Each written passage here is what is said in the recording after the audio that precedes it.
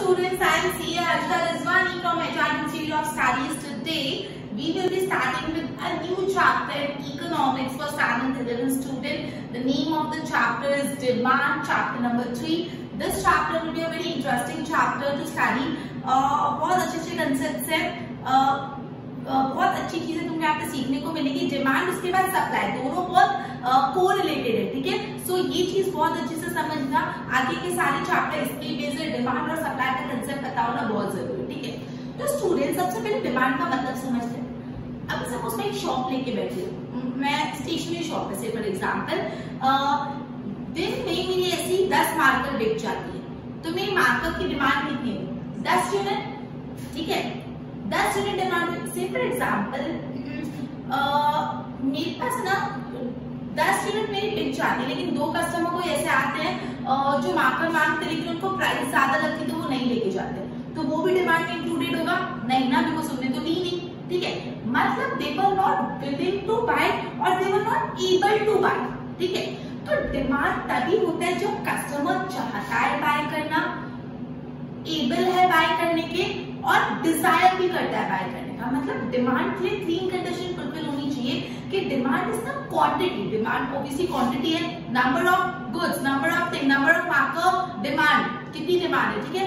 So it is a quantity of commodity which a buyer desire, मतलब उसको चाहिए, able to buy and willing to buy at a given price. Price suitable होना चाहिए eight a given time. मतलब आज मैं किसी को ऐसे शॉप से गया, उसने बोला मार्केट कितने कीमत का 10 की, उसको अभी लेने नहीं दे, ऐसे ही पूछ के गया, तो वो भी डिमांड नहीं होगा, बिकॉज उसको at a given time buy नहीं करना है, at a particular time. So demand क्या होता है? डिमांड होता है कि कितनी quantity of commodity buyer is by desire to buy, able to buy, willing to buy at a given price and at a given time. उसको बोलते हैं डिमांड. तो डिमांड की अगर आपको डेफिनेशन बोले तो आप देखोगे डिमांड क्या है.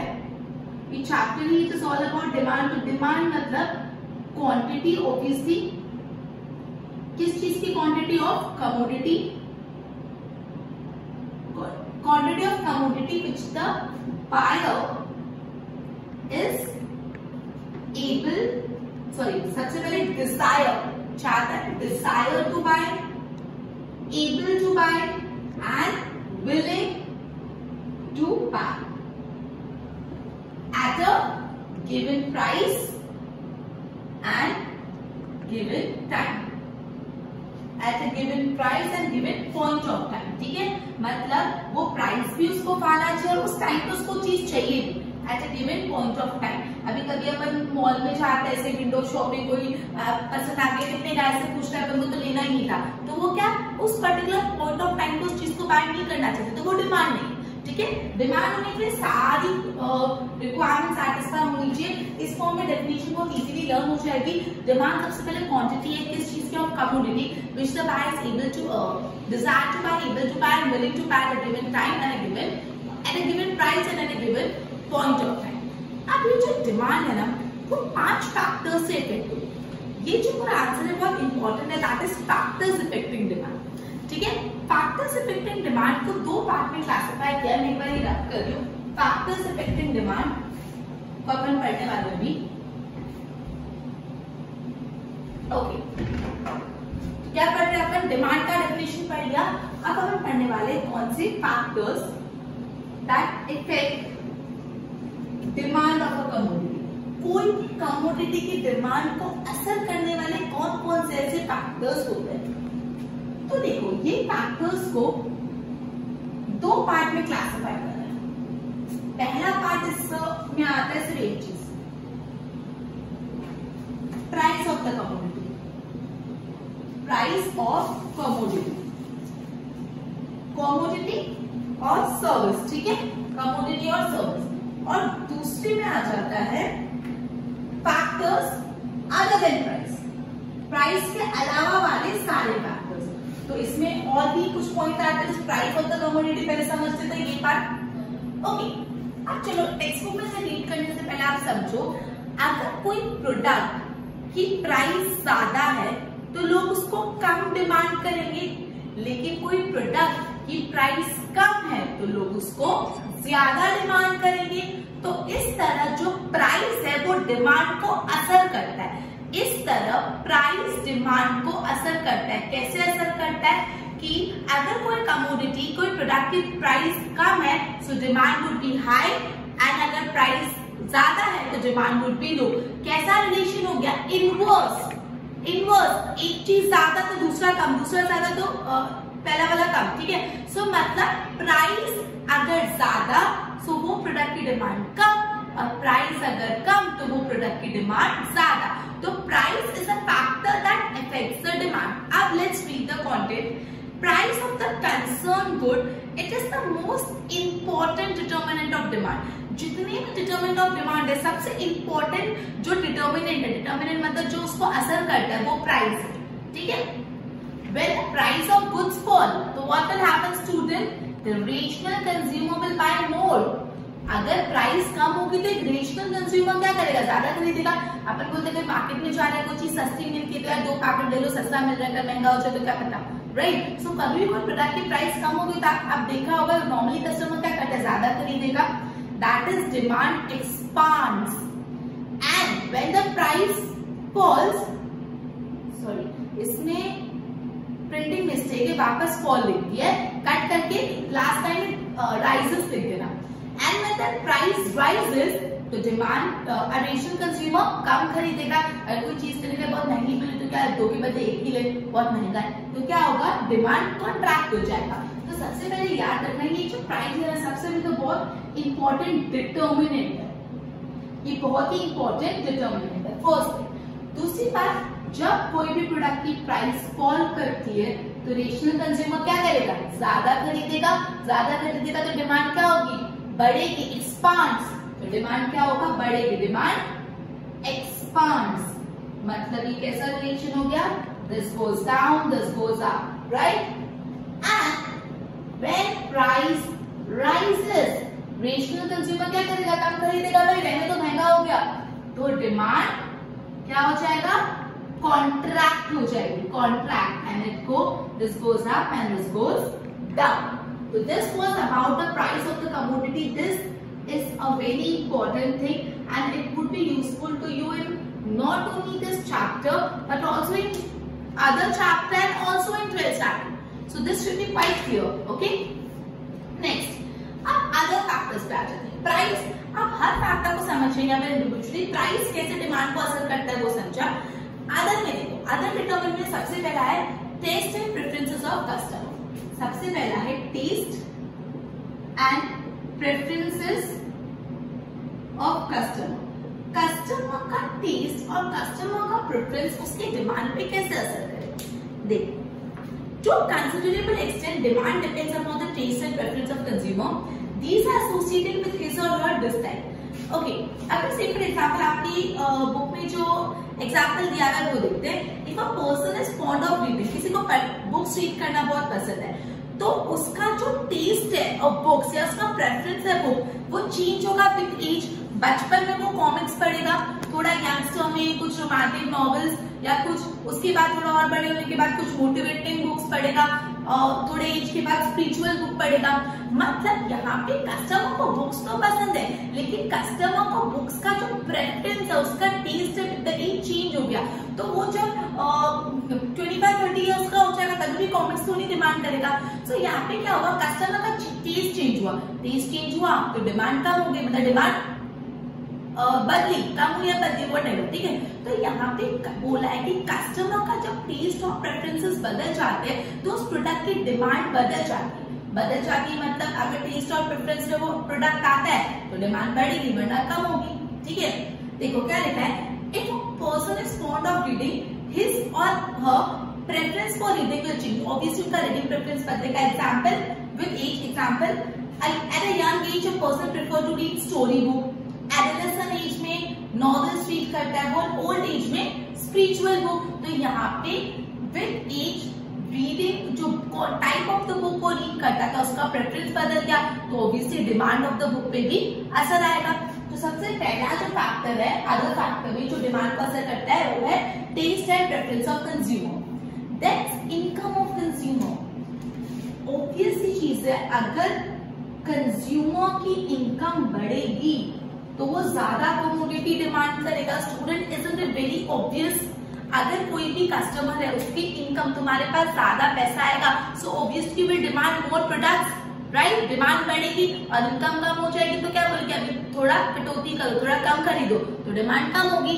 देखते क्या बोल रहे हैं टेक्स्ट बुक में, the demand for commodity increases with the increase in consumer income. कैसा रिलेशनशिप है?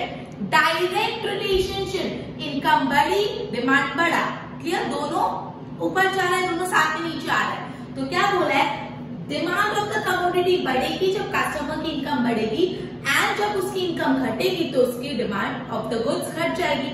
Thus there is a direct relationship between income and demand। Clearly सिर्फ इतना ही लिखा है अभी तक। क्या बोला है, जब कस्टमर की इनकम बढ़ती है तो उस पर्टिकुलर कस्टमर के डिमांड ऑफ प्रोडक्ट भी बढ़ जाता है, ज्यादा पैसा आएगा, सो it is quite obvious that people would buy more, people would demand more, और इनकम कम हो जाएगी, so it's quite obvious that people would reduce the demand of the product. तो दोनों के बीच में कैसा रिलेशनशिप है?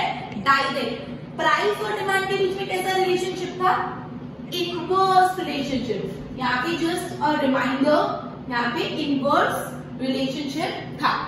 ओके, अब देखो यहाँ पे इसी पॉइंट में how there are some goods known as inferior goods in economics whose demand decreases with the increase in income। मतलब यहाँ पे बोला है कि यूजुअली तो ऐसा होता है कि भाई इनकम बढ़ी तो डिमांड ऑफ द गुड्स बढ़ी, लेकिन कुछ गुड्स होते हैं जो थोड़ा इंफीरियर क्वालिटी ऑफ गुड्स होते हैं। जब कस्टमर की इनकम बढ़ेगी ना तो वो इंफीरियर क्वालिटी ऑफ गुड्स को नहीं खरीदेगा। ऑब्वियसली जब पैसा ज्यादा आएगा तो क्या होंगे, अभी ये ब्रांड का नहीं, इससे हाई-फाई ब्रांड का लेते हैं, या कुछ इंफीरियर क्वालिटी ऑफ गुड्स। मतलब ये एक्सेप्शन अपन बहुत डिटेल में पढ़ेंगे आगे, exception of the law of demand में, तो अभी डिटेल में नहीं जाने की जरूरत है। बट यस, इतना याद रखना कि कुछ ऐसे गुड्स होते हैं जो यूजुअली इंफीरियर गुड्स होते हैं। उस केस में क्या होता है, जब कस्टमर की इनकम बढ़ रही है तो उन गुड्स की डिमांड घट जाती है, इनवर्स रिलेशनशिप हो जाता है। अब ये कैसे होता है, कौन से गुड्स में होता है, उस चीज को अपन आगे के लिए सेव करेंगे, अपन आगे उसको पढ़ेंगे। फॉर टाइमिंग आपको क्या याद रखना है कि जनरल केसेस में income of the customer and demand का डायरेक्ट रिलेशनशिप होता है, but yes in certain commodity कुछ इंफीरियर गुड्स होते हैं, जब कस्टमर की इनकम बढ़ती है तो वो इंफीरियर गुड्स की डिमांड घट जाती है। वो कौन से गुड्स होते हैं वो अपन आगे फर्दर पढ़ेंगे, ठीक है। So income of consumer, income बढ़ी डिमांड बढ़ी, कैसा relationship? Direct relationship, right. Third, तीसरा फैक्टर कौन सा है? Price of related goods. अब students this is quite important, price of related goods. अब रिलेटेड गुड्स अगेन इसमें दो प्रकार है, पहला है सब्स्टिट्यूट और दूसरा कॉम्प्लीमेंट्री गुड्स। पहला है सब्स्टिट्यूट और दूसरा कॉम्प्लीमेंट्री गुड्स। अब है ना, सबसे पहले तो सब्स्टिट्यूट और कॉम्प्लीमेंट्री, सबसे पहले दोनों का मतलब समझ लेते हैं, फिर इफेक्ट कैसे करते हैं वो करते हैं। सब्स्टिट्यूट प्रोडक्ट क्या होता है? चाय कॉफी, टी एंड कॉफी दोनों सब्स्टिट्यूट है। यूजुअली चाय लोगे की कॉफी, ऐसा पूछते हैं ना, क्यों ऐसा पूछते हैं? Because tea and coffee both are substitute of each other, मतलब वाइस वर्सा, आई मीन इसके बदले वो उसके बदले वो ले सकते हैं। तो टी और कॉफी सब्स्टिट्यूट प्रोडक्ट है, जो एक के बदले दोनों साथ में नहीं ले सकते कि चाय भी दे दो कॉफी भी दे दो, ऐसा तो नहीं करेंगे। या अपन क्या बोलते, ठंडा लोगे कि गर्म लोगे, ठीक है। सो मतलब ये या तो वो, इधर दोनों में से कोई एक सब्स्टिट्यूट कर सकते हैं। कॉम्प्लीमेंट्री हमेशा साथ में लिया जाता है, कॉम्प्लीमेंट्री अलग अलग नहीं होता, कहीं से दोनों अलग ही बातें अलग बोल रहे। सब्स्टिट्यूट प्रोडक्ट्स कौन से होते हैं? एक लेंगे तो दूसरा छोड़ना पड़ेगा, दूसरा लेंगे तो पहला छोड़ना पड़ेगा, बट ऑब्वियसली वो वैसे नेचर के होते हैं कि एक के बदले दूसरा रिप्लेस कर सकते हैं। कॉम्प्लीमेंट्री गुड्स हमेशा साथ में आते हैं, जैसे मोबाइल के साथ चार्जर कॉम्प्लीमेंट्री है। चार्जर के बिना मोबाइल का क्या करोगे, थोड़ी देर चलेगा फिर बस, राइट। एसी एयर कंडीशनर के साथ उसका रिमोट, मोबाइल के साथ अंदर सिम कार्ड, बैटरी, ये सब कॉम्प्लीमेंट्री गुड्स है, क्लियर।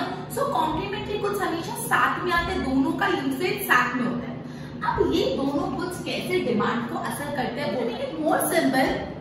सब्स्टिट्यूट प्रोडक्ट इज और, मतलब इसमें और कंडीशन आती है, कॉम्प्लीमेंट्री में ए एंड डी एंड, क्यों? बिकॉज क्या कहते टी और कॉफी, चाय या तो कॉफी, बिकॉज दोनों सब्स्टिट्यूट है, और कंडीशन है ये या तो ये, एंड कॉम्प्लीमेंट्री एंड कंडीशन है, दोनों होना जरूरी है। जैसे मोबाइल के साथ चार्जर, तो याद रखने के लिए बहुत अच्छी बात है, और या एंड करके लर्न करोगे तो कंफ्यूजन कभी नहीं होगा, क्लियर। चलो अब ये मैंने अब ये पढ़ते हैं कि सब्स्टिट्यूट प्रोडक्ट और कॉम्प्लीमेंट्री प्रोडक्ट डिमांड को कैसे असर करता है। टेक्स्ट बुक में से रीड करने से पहले मैं एक बार समझाती हूँ, ध्यान देना, पूरा फोकस यहाँ पे देना, फोकस इधर उधर हिला तो सोचना आपको नहीं समझ आएगा, ठीक है। देखो मैं टी कॉफी के एग्जांपल से तुमको बताती हूँ। अब देखो मैं कौन से प्रोडक्ट की डिमांड देख लूँ, डिमांड में देख लूँ टी। अब सिर्फ फॉर एग्जाम्पल टी का सब्स्टिट्यूट क्या है, कॉफी। तो जो कॉफी है ये मेन प्रोडक्ट है, डिमांड देखो अपना जो मेन प्रोडक्ट है वो प्रोडक्ट है टी, मुझे इसकी डिमांड निकालनी है। तो टी का जो सब्स्टिट्यूट है कॉफी। अगर कॉफी बहुत ही ज्यादा सस्ती होगी, कॉफी की प्राइस बहुत नीचे गिर गई, तो लोग क्या बोलेंगे, जो चाय पीते हैं वो क्या बोलेंगे, कॉफी ले लो बहुत सस्ती है यार। तो ये जो टी वाले कस्टमर है वो कॉफी की ओर दौड़े चले आएंगे, तो टी की डिमांड क्या हो जाएगी, कम हो जाएगी। मतलब स्टूडेंट्स इधर जब कॉफी की डिमांड कम हो, जब सब्स्टिट्यूट प्रोडक्ट की प्राइस कम हो रही है तो जो मेन प्रोडक्ट है उसकी डिमांड भी कम हो जाती है। समझो, जब सब्स्टिट्यूट प्रोडक्ट की प्राइस कम होती है तो मेन प्रोडक्ट की डिमांड कम हो जाती है। अब जब ये टेक्स्ट बुक में रीड करो तो पूरा कंफ्यूज हो जाओगे, तो पहले लॉजिक क्लियर कर लोगे तो लर्न करने की भी जरूरत नहीं पड़ेगी। You would be able to write it in your own words, right. Own words मतलब थोड़ा प्रॉपर्ली फ्रेम करके, ओके। तो वापस ये चीज को मैं समझा रही हूँ, प्लीज फोकस यहाँ पे। अपना मेन प्रोडक्ट है टी, अपन को टी की डिमांड निकालनी है। तो स्टूडेंट्स टी का सब्स्टिट्यूट कॉफी, कॉफी की सिंपल एग्जांपल प्राइस कम हो गई तो जो चाय पीते थे वो भी टी पीने लगे, जो टी पीते थे वो भी कॉफी पीने लगे, मतलब टी पीने वाले चले गए तो टी की डिमांड कम हो गई। उल्टा से फॉर एग्जांपल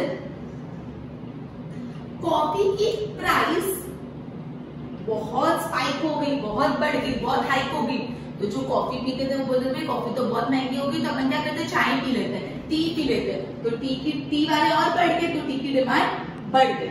मतलब जब सब्स्टिट्यूट प्रोडक्ट की प्राइस बढ़ती है तो मेन प्रोडक्ट की डिमांड बढ़ती है, जब सब्स्टिट्यूट प्रोडक्ट की प्राइस कम होती है तो मेन प्रोडक्ट की डिमांड कम होती है। अब कॉम्प्लीमेंट्री गुड्स की समझ लेते हैं, फिर मैं रीड करती हूँ। जैसे कॉम्प्लीमेंट्री गुड्स में अपन ले लेते हैं एग्जांपल मोबाइल चार्जर, मोबाइल और चार्जर, मोबाइल एंड चार्जर, ये कौन सा कंडीशन है, एंड की और एंड दोनों साथ में होना चाहिए। मोबाइल के बिना चार्जर अधूरा है ना, ठीक है, और चार्जर के बिना मोबाइल अधूरा। अब से फॉर एग्जांपल मोबाइल की प्राइस कम होती जा रही है तो चार्जर का डिमांड क्या हो जाएगा, बढ़ जाएगा। अगर मोबाइल की प्राइस कम हो रही तो हम ज्यादा मोबाइल लेंगे तो मोबाइल की डिमांड बढ़ जाएगी। अब मोबाइल की डिमांड बढ़ी तो बटों चार्जर भी चाहिए होगा, चार्जर की डिमांड भी बढ़ जाएगी। मतलब जब कॉम्प्लीमेंट्री गुड्स की प्राइस कम होती है तो जो मेन प्रोडक्ट है उसकी डिमांड भी बढ़ जाती है। मतलब ये सिंपल लॉजिक से समझो, मोबाइल और चार्जर के लॉजिक से, जैसे मोबाइल की प्राइस कम हो रही है तो सिर्फ मोबाइल में फोकस करते हैं, मोबाइल सस्ता होगा तो लोग ज्यादा मोबाइल लेंगे तो मोबाइल की डिमांड बढ़ती ऑब्वियसली। अब मोबाइल का कॉम्प्लीमेंट्री का चार्जर, अगर मोबाइल की डिमांड बढ़ेगी स्टूडेंट्स तो चार्जर की भी बढ़ेगी, क्लियर। तो ये था कॉम्प्लीमेंट्री गुड्स, और दोनों हमारे सब्सिट्यूट और कॉम्प्लीमेंट्री समझो। टेक्स्ट बुक का एक कंटेंट रीड करती हूँ क्या लिखा है, ओके।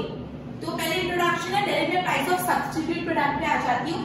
सब्स्टिट्यूट प्रोडक्ट पहले तो इन्होंने भी बताया कि होते क्या है। Substitute product are those which can be easily used in place of one another, जो एक दूसरे के बदले यूज कर सकते हैं और condition, which can be easily used in place of one, चाय चाय के बदले कॉफी, कॉफी के बदले चाय। सच होता है सिमिलर कैरेक्टरिस्टिक, दोनों बेवरेजेस है tea and coffee, similar characteristic है। They can be used alternatively in satisfaction of the want, वो एक दूसरे का ऑल्टरनेट होते हैं, चाय या फिर कॉफी ऑल्टरनेटिवली यूज हो सकते हैं। In other words, substitute product are severely competitive. Students, substitute product बहुत competitive होते हैं, चाय कॉफी में उसका competition चलता है, severely competitive होते हैं because एक के बदले दूसरा कंज्यूम किया जा सकता है, क्लियर। तो ये वर्ड कितना बहुत इंपॉर्टेंट है कि वो severely competitive होते हैं। Example, very close competition brand of television, TV की ब्रांड सैमसंग, सोनी, ठीक है, टीवी की ब्रांड्स पे कॉम्पिटिशन होता है, मोटरसाइकिल की ब्रांड्स पे कंपटीशन होता है, रेफ्रिजरेटर, व्हर्लपूल, सैमसंग, कौन सा रेफ्रिजरेटर, मतलब की ब्रांड्स पे कंपटीशन होता है। सब्स्टिट्यूट वन अनदर, सब एक दूसरे के क्या होते हैं, substitute. If the price of the substitute goods fall, then the customer, अब ये समझना वापस, if the price of the substitute goods fall, substitute का प्राइस कम हो रहा है तो consumer will choose to replace his current brand with the substitute। अगर आप सैमसंग का टीवी यूज कर रहे थे, तो आपने पिछले घर में सैमसंग का टीवी यूज करा, लेकिन आपको देखना है कि सोनी का प्राइस कम हो रहा है, तब नए घर में क्या लगाओगे, सोनी का टीवी लगाओगे, उसका प्राइस कम हो रहा है, मतलब आपने करंट जो था उसको जाने दिया, सब्स्टिट्यूट ले लिया, क्यों, क्योंकि उसकी प्राइस कम हो गई, ठीक है। Which has become cheaper has demand for the goods fall when the price of the substitute fall। जो मैं ऑलरेडी समझा चुकी हूँ, जब सब्स्टिट्यूट की प्राइस कम होती है तो मेन प्रोडक्ट की डिमांड भी कम हो जाती है। आप कंफ्यूज मत होना, अपन ऑलरेडी चीज को समझ चुके हैं, क्लियर। अब कॉम्प्लीमेंट्री गुड्स देखते हैं। Complementary goods are goods which are consumed together, which are consumed together, दोनों कैसे कंज्यूम होंगे, साथ में ही कंज्यूम होते हैं। One cannot be consumed without the other and condition, ये दोनों साथ में चलेंगे, अलग कोई नहीं हो सकता, ठीक है। In other words, they must be consumed jointly to satisfy a want। For example, mobile phone and SIM card, air conditioner and electricity, AC अगर लगेगा, लाइट नहीं तो क्या करने नहीं चलेगा, इलेक्ट्रिसिटी भी होनी चाहिए।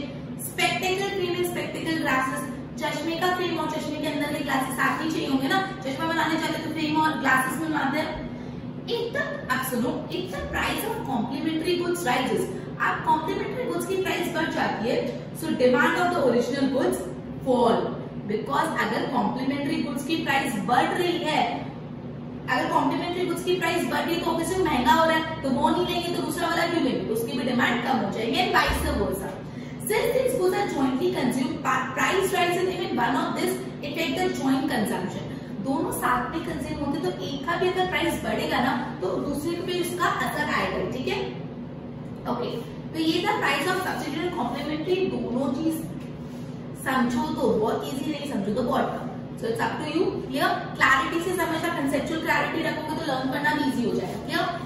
अब लास्ट दो बाकी फैक्टर्स को कंप्लीट कर लेते हैं फटाफट। फोर्थ जो फैक्टर है वो है expectation about future price. Students, very simple, expectation about future price. अब ये समझते हैं ये डिमांड को कैसे समझते हैं। आज से फॉर एग्जाम्पल आपको मोबाइल लेना है और आप ऐसा एक्सपेक्ट कर रहे हो कि फ्यूचर में मोबाइल का प्राइस गिर जाएगा, कम होगा, तो अपन क्या बोलते हैं, अभी रुक जा, 1 महीने बाद लेते हैं। तो अभी उस मोबाइल की डिमांड कम कर दी और बाद में वो बढ़ेगी। मतलब जब कस्टमर फ्यूचर प्राइस को एक्सपेक्ट करता है तो उसकी डिमांड को असर होता है। अगर कस्टमर ये एक्सपेक्ट कर रहा है कि फ्यूचर में प्राइस बढ़ने वाली है तो आज उसकी डिमांड बढ़ जाएगी, बिकॉज फ्यूचर में महंगा होगा तो लोग आज ले लेंगे। उल्टा, अगर कस्टमर एक्सपेक्ट करे कि फ्यूचर में कोई प्रोडक्ट की प्राइस कम होने वाली है तो आज उसकी डिमांड कम हो जाएगी। वो क्या सोचेगा, फ्यूचर में लेते हैं जब सस्ता हो रहा है। बिल्कुल ये इकोनॉमिक्स है, रियल लाइफ प्लीज है, रियल लाइफ इमेजिन करके करो तो इजी होगा, ठीक है। क्या लिखा है देखो, an individual expectation about future price effect his demand, his current demand. मतलब जो मेरा एक्सपेक्टेशन है अबाउट फ्यूचर प्राइस वो मेरी करंट डिमांड को असर करेगा। ट्रू। सुनो, if the customer expect the price of the goods to rise in future, अगर कस्टमर एक्सपेक्ट कर रहा है कि फ्यूचर में प्राइस राइज होगा तो उसकी करंट डिमांड इंक्रीजेस, तो उसकी करंट डिमांड ऑब्वियसली बढ़ेगी। कस्टमर एक्सपेक्ट कर रहा है कि फ्यूचर में प्राइस बढ़ने वाली है तो आज ले लेगा ना, आज सस्ता है, उसकी करंट डिमांड इंक्रीज होगी, and vice versa. Vice versa मतलब let's take it the other way, ठीक है। मतलब अगर कस्टमर एक्सपेक्ट कर रहा है कि फ्यूचर में प्राइस कम होने वाली है उसकी करंट डिमांड कम हो जाएगी, clear. Next last topic, size and demographic profile of population. फिर size and demographic profile of population। Let's study ये कैसे डिमांड को असर करता है। The size as well as demographic profile of the population impact the total market demand। First line में ये लिखा है, ये impact करता है। सुनो, if the total population is large, then the total demand would be more and vice versa। अगर overall population बहुत ज्यादा है तो ओवरऑल डिमांड बहुत ज्यादा होगी। कोई एक शॉप है वो 10 बिल्डिंग के बीच में, तो वो शॉप के प्रोडक्ट की डिमांड ज्यादा होगी बिकॉज 10 बिल्डिंग है, इतने सारे पॉपुलेशन। तो जब पॉपुलेशन ज्यादा होगी तो बट ऑब्वियसली उस उधर डिमांड भी ज्यादा होगी, ठीक है। Okay. And vice versa. Likewise, if the greater population belong to a particular age group, then the demand for certain goods in the market could be more. Say for example, अगर कोई area में बच्चों की population ज्यादा है तो वहां पे कोई पर्टिकुलर जैसे टॉयज हो गए या जो बेबी प्रोडक्ट्स होते हैं उनकी डिमांड ज्यादा होगी, ठीक है। So size and demographic profile. Size मतलब क्या, जितनी ज्यादा पॉपुलेशन उतनी ज्यादा डिमांड, जितनी कम पॉपुलेशन उतनी कम डिमांड। कोई ऐसी शॉप है जहाँ पे एक ही बिल्डिंग है, उसके आजू बाजू तो ऑब्वियसली वहां पे डिमांड बहुत कम होगा। फिर डेमोग्राफिक प्रोफाइल मतलब कौन से एज ग्रुप के लोग, अगर यंगस्टर्स है तो कैफेज वैफेज और ये सब ज्यादा होंगे, अगर बच्चे हैं तो बच्चों के प्रोडक्ट की डिमांड ज्यादा होगी, वाइस वर्सा, राइट। ओके, तो ये अपन ने आज का जो टॉपिक पढ़ा it was quite important for purpose of understanding the entire chapter. Next chapter law of demand, next demand function है जो अपन नेक्स्ट सेशन में करेंगे। But before that, before ending of the lecture, one more time, demand अपन ने क्या पढ़ा है, demand is a quantity of the commodity which the customer desire, able and willing to buy at a given price and at a given point of time. Memorize, remember? उसके बाद अपन ने पढ़ा factors that affect demand, कौन सा था, एक price और दूसरा अदर फैक्टर। प्राइस और डिमांड का कैसा रिलेशन है, इनवर्स। प्राइस बढ़ेगी तो प्रोडक्ट की डिमांड कम, प्राइस कम तो प्रोडक्ट की डिमांड ज्यादा। अदर फैक्टर में टेस्ट एंड प्रेफरेंसेस अपन ने वो, if a person is fond of reading तो उसका प्रेफरेंस फॉर रीडिंग बुक्स का टाइप चेंज होता रहेगा। Income of consumer, but obvious अगर कस्टमर की इनकम बढ़ेगी तो डिमांड बढ़ेगी, इनकम बढ़ेगी तो डिमांड। लेकिन कुछ एक्सेप्शन था जो अपन बाद में पढ़ेंगे इंटीरियर गुड्स का। उसके बाद प्राइस ऑफ रिलेटेड, जो one of the very like time consuming part it was for today, substitute और कॉम्प्लीमेंट्री सब्स्टिट्यूट होते हैं और ये या तो वो दोनों रिप्लेसेबल होते हैं, एंड कॉम्प्लीमेंट्री एंड दोनों साथ में कंज्यूम होते हैं। क्लियर? और ये कैसा होता है मैंने आपको समझाया। एक्सपेक्टेशन अबाउट फ्यूचर प्राइस, अगर आज आप एक्सपेक्ट करें कि फ्यूचर में प्राइस बढ़ेगा तो आज डिमांड बढ़ जाएगी, अगर आप एक्सपेक्ट करें फ्यूचर में प्राइस कम होगा तो आज डिमांड कम हो जाएगी, simple. Size and demographic profile, population ज्यादा डिमांड ज्यादा, पॉपुलेशन कम डिमांड कम, एंड कौन सी एज ग्रुप का पॉपुलेशन है उससे भी डिमांड असर करता है। तो student, with this we will ending of the lecture, continue with the demand function in next lecture. Till then, good bye.